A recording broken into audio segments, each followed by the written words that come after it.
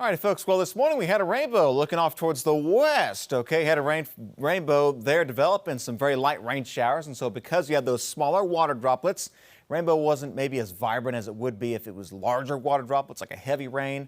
But yeah, still very visible. It's like a full arc from left to right. Even at times a very faint double rainbow, very faint, okay, forming in the western sky. Now, what do you need for a rainbow, right? Well, there's a couple ingredients. Obviously, you need some rain, right? But the viewer, that's us, must be between the sun and the rain. If you're outside of that zone, the sun's not at your back, rain's not in front of you, you're not going to see that optical phenomenon.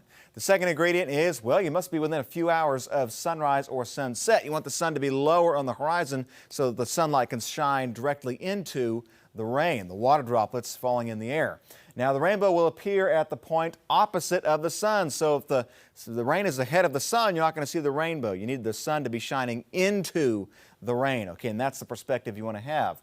Then also, again, like I said, the larger the raindrop, the more vibrant the rainbow colors. Okay, this morning's rainbow was a little faint in terms of the color brightness, but it was still very visible this morning. It's also a little unusual in that it was in the western sky, because typically rainbows are in the east. That just happens to be the time of day, right? Typically rain is more likely in the afternoon versus the morning. This time we had a morning, so we had the east sunrise, rain to the west, got a little rainbow.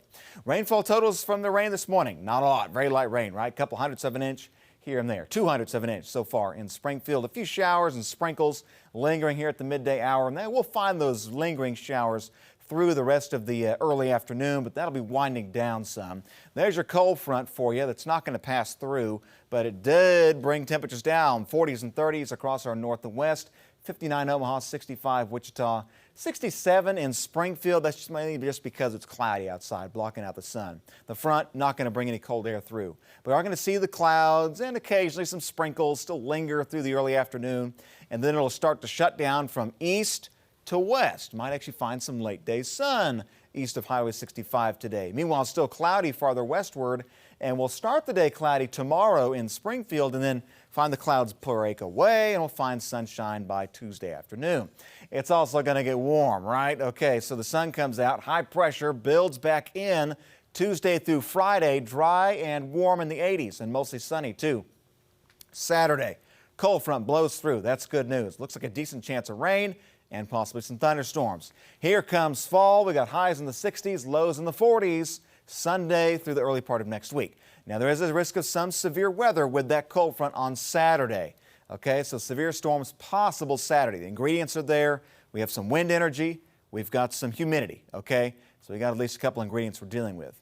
Temperatures now in the 60s. Wind speeds out of the south, 5 to 10 miles an hour. Occasional showers shutting down, though, for this afternoon, this evening. A few rain showers there. Low 60s tonight. Tomorrow's warm in the 80s. All right, and that's going to be the trend through Friday. And then rain and much cooler weather for the weekend. All right. Tom, thanks.